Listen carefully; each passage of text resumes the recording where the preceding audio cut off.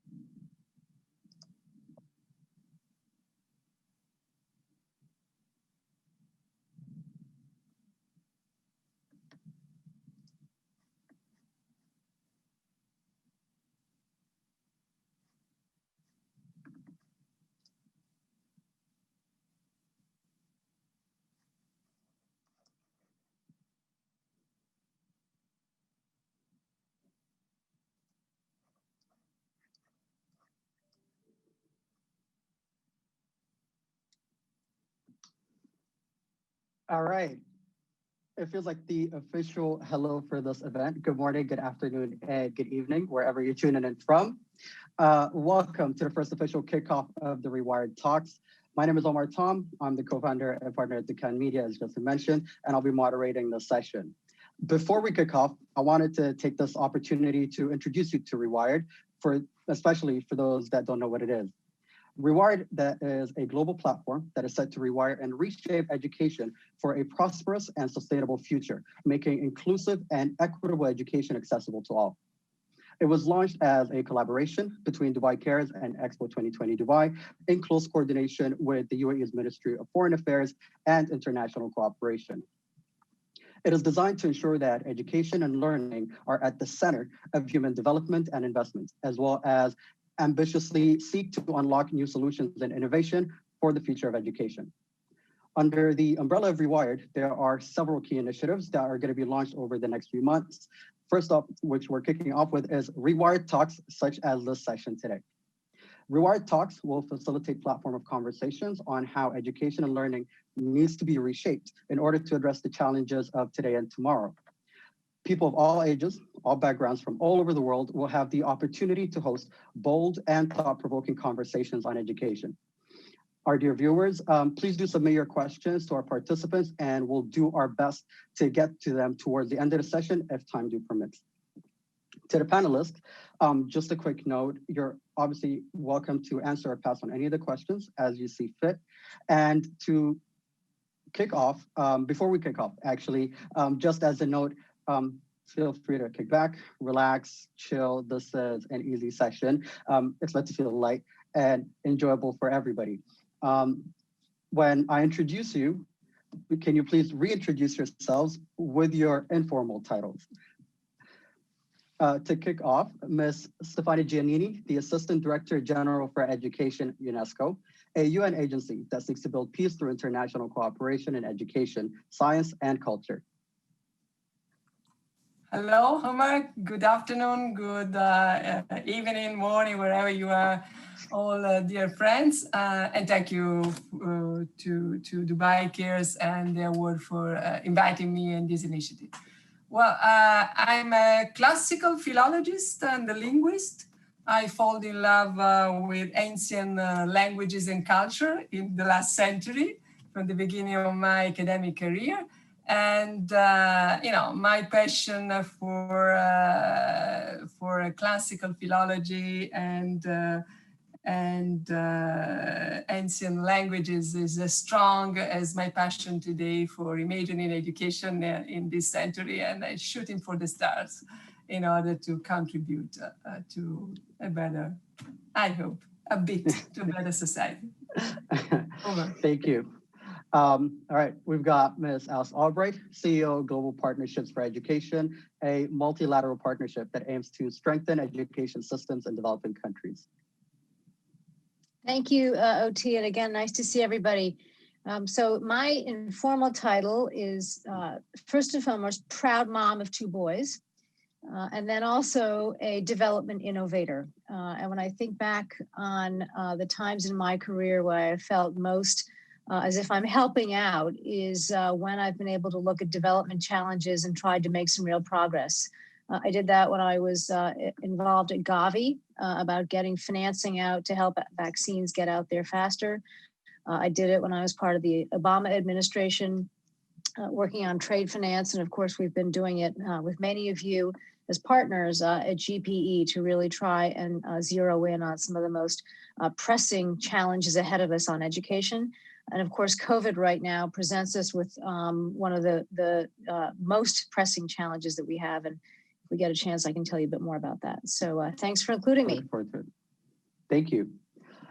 His Excellency, Dr. Tariq Al Ghorg, CEO of Dubai Cares and member of its board of directors, which is a UAE-based global philanthropic organization working towards providing children and young people in developing countries with access to quality education. I'm Tariq, working with almost everyone here for many years, friends, brothers and sisters. I worked in banking for 12 years. I was 6 years in retail banking, 6 years in corporate banking. And I stole this from Alice Albright many years ago. So my title is a reformed banker. Remember that, Alice, huh? I do. You can have it. It's a great title. It fits both of us. Father of 4 daughters. Welcome, Doctor. And we also have Mr. Raj Gilda, who is the CEO at Lend a Hand India, a nonprofit organization that provides access to training and financing to young entrepreneurs from rural parts of India to help them meet their aspirations for a better life. Hi, hello everybody. So building on Dr. Tariq's introduction, I'm also a reformed banker number 2 here on the panel. I used to work with Citibank in New York before, and my informal title, I would say, is a lifelong intern. And I like that title because you can keep learning, you can keep making mistakes, and nobody will take you seriously, in that sense. And the learning also for me began because Omar mentioned about his Dukaan media. Dukaan also means, in Hindi also, Dukaan means shop, and other things. And my journey in the skilling world started with working with my dad since I was 9 years old. So that was I was intern to my dad for almost 7 years till the time I left home for college education. So I think, but I still like to be intern for lifetime because it gives you so much to do. Thank you, and looking forward to the conversation. We, the Arabs, we stole the name Dukhan from the Indians, by the way. We definitely did. happy to lend. And I also love the term "an intern forever." I'm gonna use that. We also have Mr. Mabusa Zanchia, who's the managing director at Luminous Fund, an international organization, an international education NGO that's working towards a world where no child is denied a chance to learn. Oti, thank you so much, and everyone, thank you for the opportunity to join you. It's a great group of people to be in a conversation with. My informal title, I'm husband to super mom and father to 3 highly indefatigable and ever so sporty boys who keep us incredibly busy. And I'm on a journey in life to discover what 4 things mean: faith, fatherhood, family, and fruitfulness are the things that I'm pursuing. And so I should say I'm a continual intern as everybody else is, but pursuing the journey on a day-to-day basis. Wonderful, thank you. And we also have Ms. Jamir Burleigh, Head of Youth Engagement and Skills at Global Business Coalition for Education, which is a movement of businesses committed to ending global education crisis and unleashing the potential of the next generation. Who also happens to be the host of this breakout session. I mean, you've been keeping quite busy today. It's a long road ahead. But hi, everyone. Thanks for joining. And I would describe myself in 3 ways. 1, I am an Animal Crossing enthusiast. I'm a lifelong advocate for youth. And I'm also the proud mother of a 10-month-old Dutch hound. His name is Mickey. He wish he could be here with us all. Congratulations. Too cute. We also have Ms. Mariam Hashimi, Associate Expo Specialist Program at the Expo 2020 Dubai, which is the first World Expo to be hosted in the Middle East and is set to take place between October 2021 and March 2022. Hello, everyone. Good evening from my time. My informal title, I would say, is Innovator and Inventor at Heart. While I did study economics, I have a long-lasting passion for sustainable development and sustainability. So that's how I would describe myself. And I'm very thankful to be on this panel, and I'm looking forward to the discussions. All right, hi, Mariam, thank you. And after a bit of technical difficulties, I believe we have Ms. Henrietta Ford with us, who is the Executive Director at UNICEF, a UN agency responsible for providing aid to children worldwide. Ms. Henrietta, if you don't mind reintroducing yourself with your informal title, please.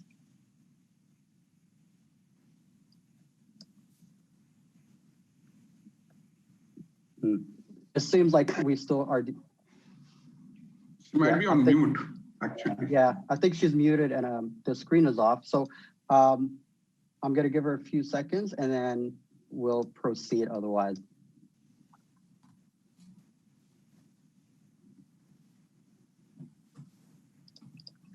Okay, ma'am. I was told that she's been having some technical difficulties. We'll proceed and hopefully get back to her once she's managed to log into the chat. Thank you all and welcome to the official kickoff of RewirEd Talks. The pandemic and the current state of affairs have highlighted various holes and issues in multiple systems, especially in the education system, which has not changed for over 100 years, bringing to the forefront critical conversations about the current state and future of education across the globe. With that, I'd like to kick off with our first question by asking, what do you think is the true purpose and role for education? And to kick that off, I'd like to start with you, Mr. Mabusa.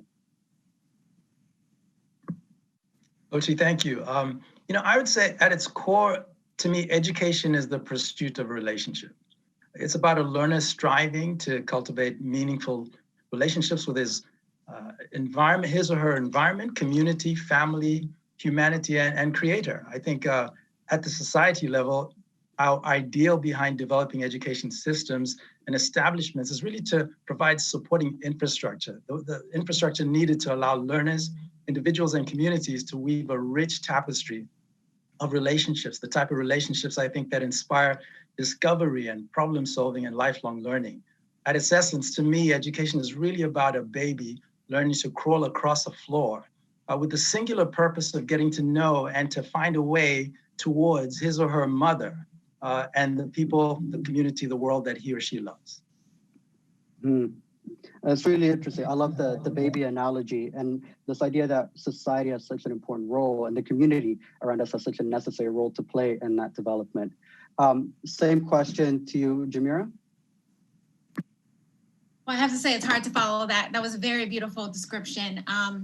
You know, I think when I think about this question, I think about like the fact that there's so many the world in which we want to create can't happen unless young people are fully provided the resources that they need in order to cultivate and create the person that they want to be.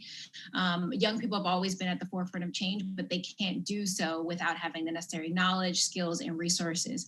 And so when I think about the role of education, education is that gateway in order for young people to reach their full potential and to eventually, hopefully, create the world in which we all deserve to live in. I completely agree.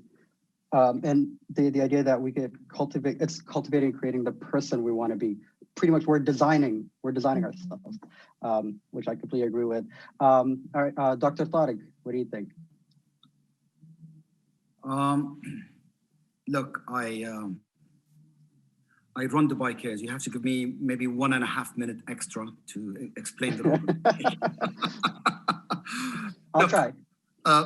Amman, the question is, what do we want from life as humans? That's the end game. That's what we're striving for as humans. That's how I see life is. And if you can ask yourself a question, what do we want from life? We want a good life. We want a decent income. We want healthy food. We want wellness and health. We want a decent home, a decent spouse, children. That's what we want in life as a basic level. You can have more, but on a basic level, that's what we want.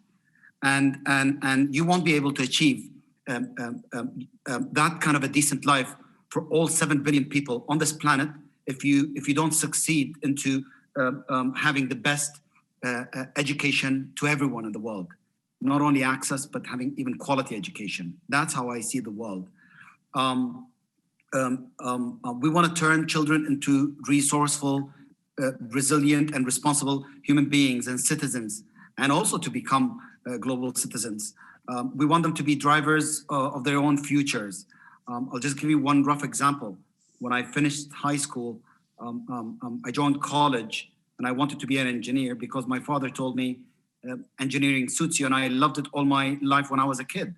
And I went, day one, I had 3 classes. At the break time, went to student services, changed my major to business administration because I couldn't do it. I was an A student in mathematics and in English, and everything else it was a C. So that's my little secret. But in mathematics, I was A, but I couldn't do engineering. I couldn't. So that's the choice I had, and I changed it. And then when I finished, my father still wanted me to join a bank. He said, you have to become a banker. I kind of didn't have a choice. I told him I want to finish my master's. He said, no, just join, reserve a seat, and then after 1 year, choose whether you want to continue with banking or pursue your master's degree. And after 1 year, I went to my father. I said, hell no, I don't want any master's degree. I want to work. I want to finish. So these are the choices that we have. We can't just have them vessels for economic productivity and endless career growth. And it's all about business. And education should also be able to really unlock big change. Name of the conference, in every child, giving them the tools to be the owners of their own journey and commanders of their own well-being and happiness. And I'll just wrap up. I'll wrap up with only this point.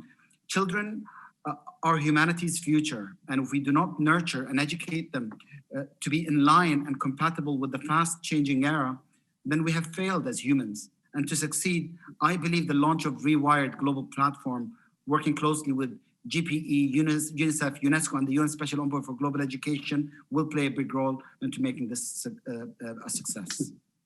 Definitely. I mean, I think, and to sum up, it is the groundwork and base to build the foundation. It's the foundation that we try to build from. And also, the whole being an A student in language and English and mathematics and C at everything, I feel like we're kindred spirits in that way. So, you know, so I feel a connection with you already. So to move on, the same question to you, Mariam. So personally, in my point of view, I think I view education as an art of appreciating life. I think it's developing intellect, it's seeking opportunities to question what exists, to question new topics. It's the holistic development of an individual. And I think some people think that the only purpose for education is one that is economic, so to simply get a job. So when we think of what we want to study, we straight away think, but what job will that get me? It's not wrong to think this way, but it's not the only purpose for education. And I remember I said this saying once in a conference, and I will say it again. Education does not give you a direct ticket to employment. It just gives you vague directions to the station. But to reach that station, that's what education is about. It's to develop yourself as a thinker, as a learner, as an active agent of change. It infuses you with values of tolerance, cross-cultural understanding, respect, how to engage within the community. So I believe that this is the purpose of education as a whole. That's amazing. Thank you. I completely agree. And it's a journey that never ends. You know, it doesn't end with, you know, what class you go to or what job you get afterwards. Ms. Alice Albright. Thank you. I think I'm learning more from all of you than if I'm talking myself. So I'm going to make this very, very short. But for me, what education is about is empowerment. And when I think back about the most sort of profound teachers and people who have influenced me, it was giving me a whole set of skills, you know, skills, confidence, analytical capabilities, communications capabilities, how to think about things, all to become an independent thinker, and how to question things and draw my own conclusions, and not just sort of take information, take it in and say, okay, well, that's what truth is. So I think of education as being a process to become empowered as an independent thinker. And when I think about why education is so important for development, it is that answer. It is helping societies invest in their citizenry so they can become independent, critical, self-sufficient thinkers. And question the status quo and continue to ask, how can we do things better? I was profoundly fortunate when I grew up to go to an all-girls school in Washington, D.C., where we were, above anything, encouraged to be independent thinkers and question everything. And it is stuck with me. And so when I think about the times in my own career that I've enjoyed the most is where I've looked at a problem and said, no, we can do this better. And we must do it better so that we can enable others to do the same. So it really is, for me, all about empowerment. I love that. I think that sums it up wonderfully. Thank you. And Mr. Raj? So I think I'm a prime example of what education can do. I was the first person in my extended family, multiple generations, to go to high school. And of course, life has come a long way since then. And firmly believe that education is, you know, it's not about the degree. And at the end of the day, you know, nothing is rocket science, except probably rocket science itself. Everything else can be sort of, you know, learned in the process there, right? And after finishing high school, I once again tracked, you know, Dr. Tariq's journey of going to engineering, because my father wanted me to go. But within 6 months, I realized it was not for me, but I didn't have an option. So I had to finish the engineering. But what engineering taught me was learning to learn. You know, the technical aspects is one thing, but how do you learn to learn and sort of, you know, figure it out at the end of the day? Because most of the time in your life, you are figuring out things, you know, on a day-to-day basis, right? So for me, education is about, you know, being a better human being, being a responsible citizen, to yourself, to your family, to your community, to your, you know, sort of country, and of course, overall world. And yes, of course, it has to make you a resilient income earner as well, right? Because at the end of the day, you cannot forget vitamin M. Everything starts and ends with money, very practically as well. But if it makes you learning to learn, then everything else will sort of work out. Loving to learn, learning to learn. Wonderful, thank you. And Ms. Stefania? Thank you, Omar. Well, I put another keyword in the list according to my personal experience and my personal insights on this critical topic. I think education is very much about freedom. A good education endows us with an inner freedom and also lifetime curiosity. Let me put it like this. As I said before, I'm basically a university professor and also mother of two, as Alice. And my message to my students and my two boys always been, if you want to be free to make your choice, you must have knowledge and awareness. And you have to learn about that. It's a process, of course. It's a process which is about the transmission of values as well. And values are about living our lives with meaning and to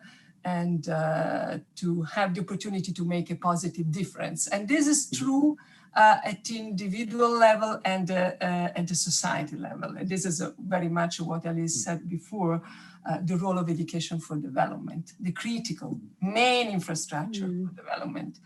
And if I may, just a few words about my personal experience, which tells me education is also very much a public common good.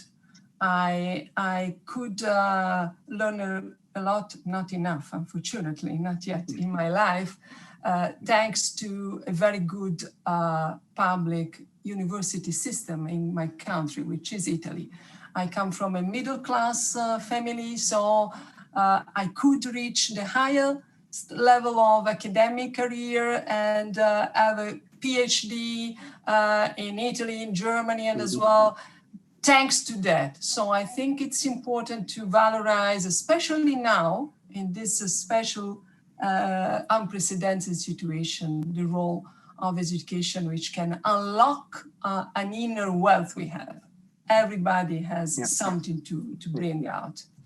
I think that's a wonderful point, which leads very beautifully to my next question in that relation, which is we're trying to understand is what is something that makes people uncomfortable to do within the education sector, but would help shift the paradigm of education as we're looking at things now with today and the future in mind.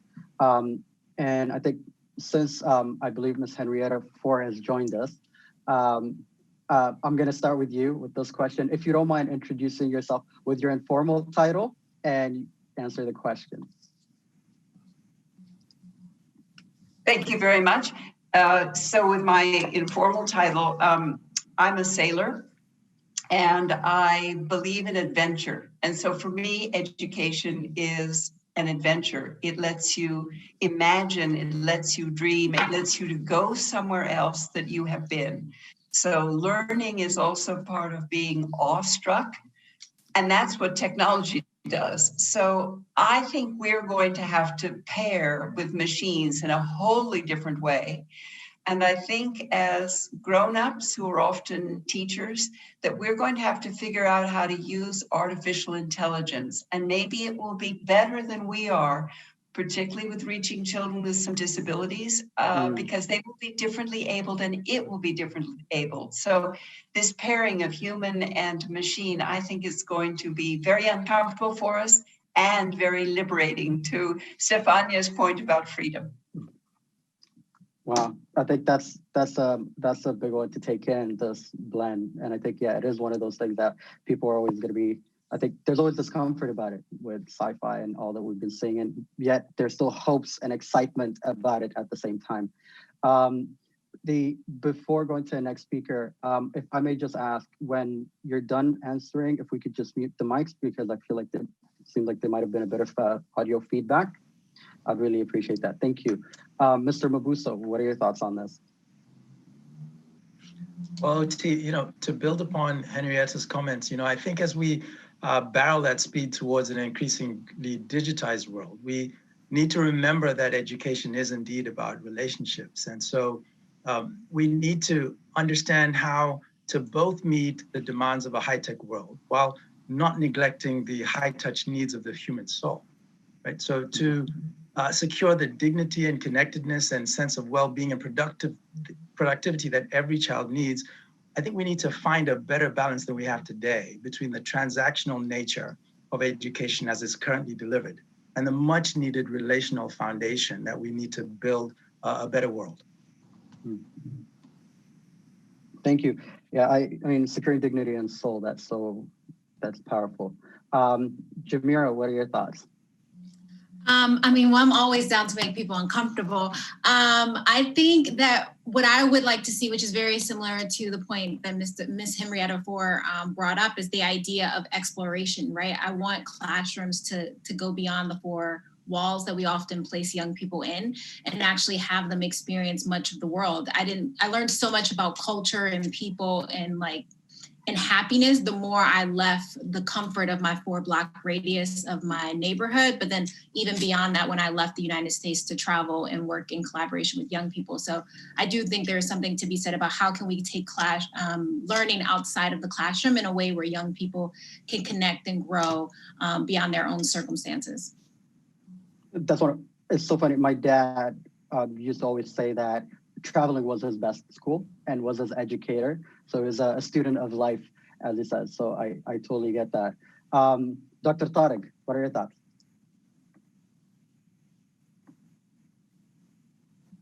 You may want to unmute your Sorry, mic. I was just unmuting. Apologies. We first, I think we need to shift today's mindsets. So they think from now on what should the future of education entail.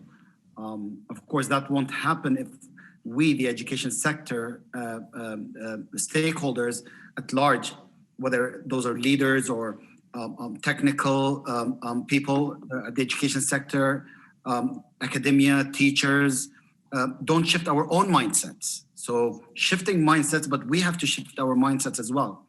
And that's why we did these talks at RewirEd a year and a half ago. That's what we were thinking. So to me, it's about the biggest shift needs to be a shift towards education systems, away from just aiming to produce productive citizens or fueling a never-ending growth. A system that is sustainable or even relevant model, especially given the impact on the sustainability of our resources. So we should really come out of our box. We should, talking about shifting paradigms, COVID-19 taught us over one night to shift from a system that has been in place for the past 100 years to go virtual over one night, the whole world, 7 billion people. And I believe we should have that big nudge in order for us to change these kind of systems. I agree. And to the point that you just started with, which is shifting mindset of people in policy and people in decision-making capabilities is definitely necessary. And that's where I think is an uncomfortable space that we should definitely tackle. Mariam, what are your thoughts on this? I think building up on Dr. Tariq's comments that COVID shifted the way we live, I think it's often said that we would only change our collective behavior drastically if there's that massive disruption to the way we live, work, learn. And that's COVID. And it showed us what works and what doesn't work.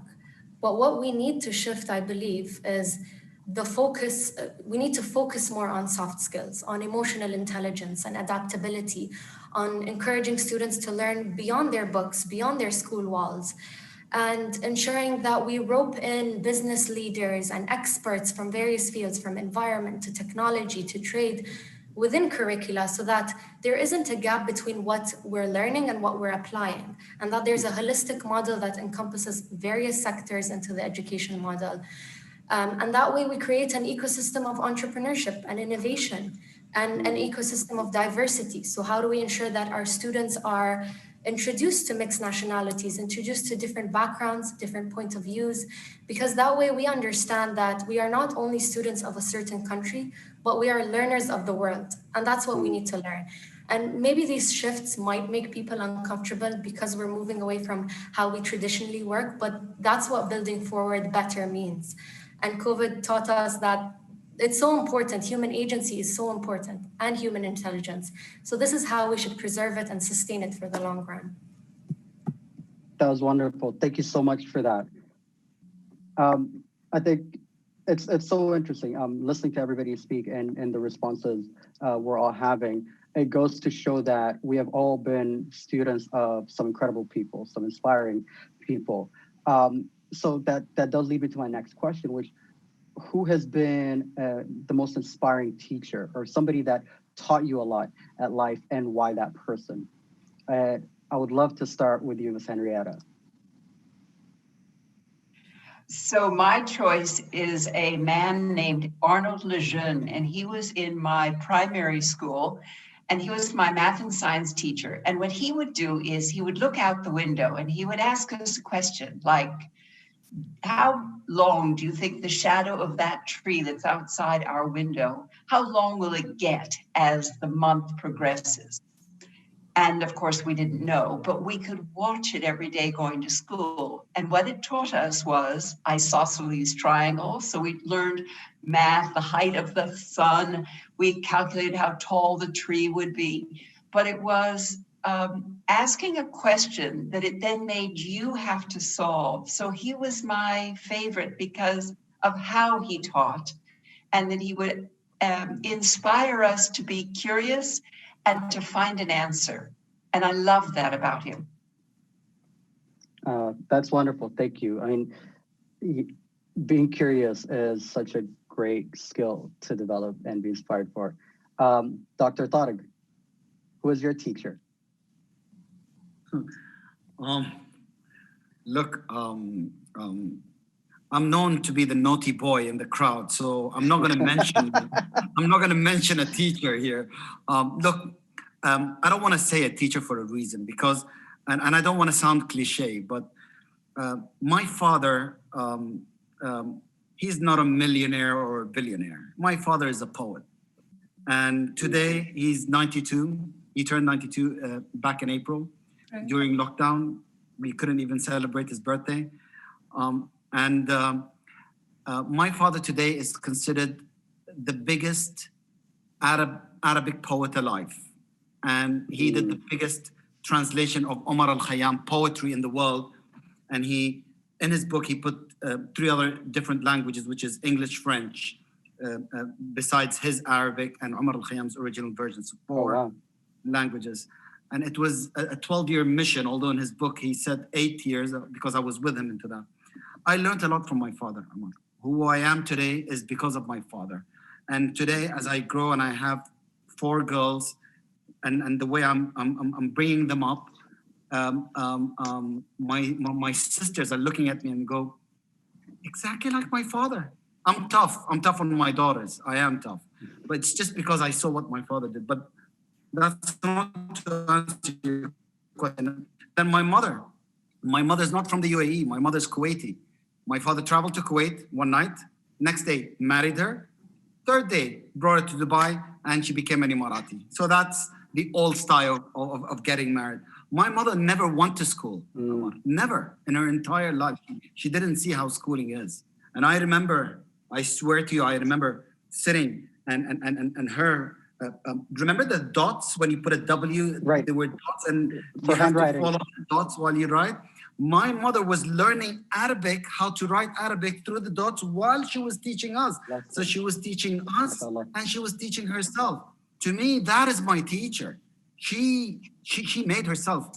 My mother, for the past maybe since WhatsApp and iPhone came up, so we're talking about almost 12 years, or she's a techie. She's on WhatsApp, Gmail. She's on the latest iPhones.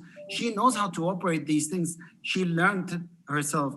But to answer your question, so that's from a personal level. From a career level, it was my boss, one of my bosses at National Bank of Dubai when I was serving on the retail banking. His name is Shubhu Sarkar, and Shubhu, if you're listening or if you would listen, he's Indian. And if you would listen to this, Shubhu, this is to you, Shubhu, everything that I'm going to say. You know, I was in the bank for 12 years in National Bank of Dubai, and we had a lot of GMs of retail banking, and all they did were policies, procedures, and operations, and just put a product and that's it. They never followed up on it. There were no KPIs, nothing. When Shuvuk came, he came from Standard Chartered, and Standard Chartered at that time was the mother of all banks when it came to retail banking. He brought that experience. He taught us on when you put a product, what do you need? Do you need manpower? Do you need training? Do you need any skilling? And he showed us on how to move the numbers up quarter by quarter. And if you're not able, seek assistance and we will help you put these numbers up. He had the whole formula by himself. He taught us. And you know what? I don't know how I would have managed Dubai Cares for the past 11 months without having these kind of skills. So it was him who taught me career-wise. Wonderful. Thank you so much for that. And if I may add, it's just incredible how your mother couldn't read and also married a poet. There's something poetic, I think, about that as well. Ms. Alice Albright. Off of mute. Okay, thank you. In terms of teachers, there were two math teachers at my high school who taught geometry and algebra. And I went to an all-girls school, and they were constantly asking us the question, in both cases, why? Why is the proof the way it is? Why is the answer the way it is? How do you know that you got it right? What were the analytics that you used? Are you sure you're not taking anything for granted? You know, are you relying on an assumption that you didn't test? And it imbued in me sort of an insistence on analytical rigor. And I relied on that when I also was a banker and would try to get loan transactions approved by the senior management. And I would walk in and they'd say, why? And I would say, well, here's the reason why. And so those skills I think have lasted. And when I think about the role of education, I think above all, it's to be able to ask the question why and enable and empower young kids starting from the very beginning to think about how you answer that question. How do you think about assumptions? How do you think about data? How do you think about communicating the assumptions? How do you think about bringing other people to believe in the assumptions and the outcomes and the conclusions with you? So those teachers really had a lasting impact on me. Their names were Mrs. Kevin and Mrs. McKitterick, and they taught me algebra and geometry. Thank you. Shout out to them. All right, Ms. Jamira, who was your teacher? Oh man, I had so many great teachers, but I think the one that made the most lasting change on my life would probably Dr. Young. She was a principal and a teacher at my high school, and my brother Andre was shot and killed in 2005, and I was in my sophomore year at high school. And I remember being so angry, and her pulling me aside, and after learning about my brother, and she said, you could either choose to be a victim or you could do something about it. And I think at 15 years old, it was a reality check for me that I could do something that could transform not only my life, but also the lives of other young people who've experienced gun violence. And I say that to say that I think teachers and adults have moments with young people where they can help to really encourage and empower them to utilize and activate their voices. And Ms. Young did that for me. And I think that created the trajectory that I'm on today, which is to continue to fight on behalf and with young people. Oh, wow. Thank you, Ms. Young. Mr. Mabuso, who is your inspiring teacher?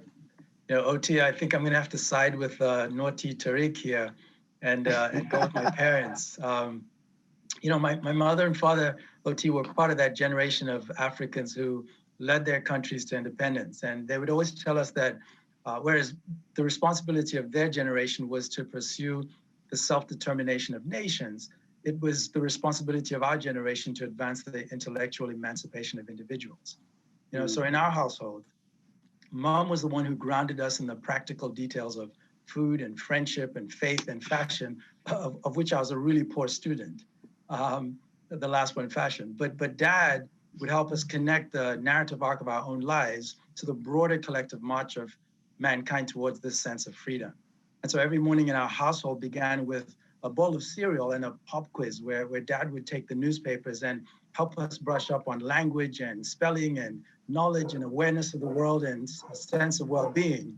And our parents would help us become sort of Ubuntu people, because my siblings and I are who we are today because our parents dared to be. Wow. Thank you so much for sharing that. Raj, who was your inspiring teacher? So I would say, growing up, my father was my teacher, of course, and but I think as I got married, my 3/4 better half has become my teacher. She will remain to be my teacher, in that sense, and I think much more smarter than me. I don't know what she was thinking when she married me, but at the same time, we could not have been more diagonally opposite to each other, in terms of way we function, way we believe, way we know, and other things too. And she comes from the hardcore development background, so today I'm probably claiming credit for, like many husbands do, the credit for all her hard work, with the Linda Hand India here, and almost consider myself like a passive smoker, like a passive development. That you're living with a person, so the whiff comes at you in order to that's how you become one. But I must say that, I still continue to learn in the process, with she being the hardcore development person and me being the still capitalist at heart, in that, and the numbers driven and otherwise. So I think this, apart from me being lifelong intern, she will be my lifelong teacher, going forward as well. Wonderful. That's quite poetic. Thank you. Ms. Stefania, I mean, as a teacher and an educator yourself, who was your inspiring teacher? As a former Minister of Education, not only that too. So, let me mention two special inspiring persons I met in my life. The first one is my uncle-in-law. He belonged to the same generation of your father, Tariq. He passed away a few years ago, unfortunately, but now he should be around 93, 94. And, for some reasons, I grew up very much with him and my aunt. And he was very passionate about literature, and he had a personal library with some 6,000-7,000 books. And he transmitted the passion of reading and touching books and, looking for some answers in that. He gave me, like this, when I was in my 13 years, 2 books. Plutarch, classical, biographies, as you know, and philosopher, and the same summer, and Joyce, Ulysses. That is one of the more complex books you can read. And this was something to say, have a look to these 2 novels, stories, and then we talk about. So it's just about trust and it's about responsibility. The second, still the man, he was my university professor of historical linguistics and Sanskrit, a real great, brilliant mind, same generation. Unfortunately, he passed away at the beginning of this year in his 89. And, had unequaled knowledge of classical languages, culture, and so and so. But the most important issue I want to underline is about giving us, his undergraduate students the best, because it was very selective, honestly. 2 things: a sense of trust, a sense of responsibility in your research, autonomy of choosing and making the right choice. And it's because of his unique personality that, and the special kind of transmitting knowledge and passion for his discipline, that I choose my path in my life. Oh, wow. Thank you for the lessons. I think, yeah, sense of trust, responsibility, and autonomy are such powerful tools. And last but not least, Mariam, who was your inspiring teacher? So I think, of course, on a personal level, my parents, they continue to teach me every day. I still call my parents every day if I have a submission, if I have a research to write, I still call my father and my mother for advice. So they continue to be my backbone and they support me all the way. But on an academic level, in the beginning, I mentioned that I have a passion for sustainable development, and it's because of my high school chemistry teacher. When I was in 10th grade, she enrolled me in a national science competition without telling me, and she surprised me with it. And at the time, I was very shy. I was a bit stubborn. I didn't think I could do it. And I wanted to withdraw my application. I told her, I can't do this. What, a national science competition? That's not possible. What am I going to innovate? So she just told me, be brave, have a mind equipped to think, to learn, relearn, and unlearn. And that way you'll be able to excel. And I took her advice. I continued, and because of her, I have the courage to even speak on a panel. I don't think I would have had the confidence without her guidance and her advice. So I thank her. Her name is Miss Abir. Thank you, Miss Abir, for everything. Thank you, Miss Abir. Thank you. All right. I think we've got one more question, and also just being mindful of time. So just to jump into this one, we've got, I think, we do have time for that. We might not have time for other questions, but I felt like this one is definitely worth it. And in spite of everything that has been happening, I'm sure there have been some positives that we have seen. So the question is, what is it that we have done right? And I'd like to start this one with you, Ms. Stefania. Well, I just mentioned I mentioned books before and the importance of some readings you do. During the COVID-19, I read a small book by a French philosopher, I think she's a philosopher, Evelyne Grossman, La créativité de la crise, creativity of crisis.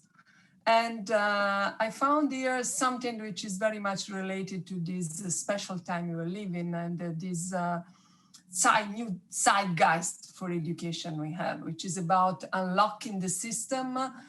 It's inherent conservatism, because we must confess that education as a sector is a very conservative one, is not a more innovative one. And we can take a momentum like this. When you are in a crisis, going back to the meaning of this word, it's really time to make choices, to distinguish between different opportunities we have. And what we could see in this past 8 months was about the governments almost overnight putting in practice a huge diversity of solutions. And it's about teachers becoming the heroes and taking their own responsibility.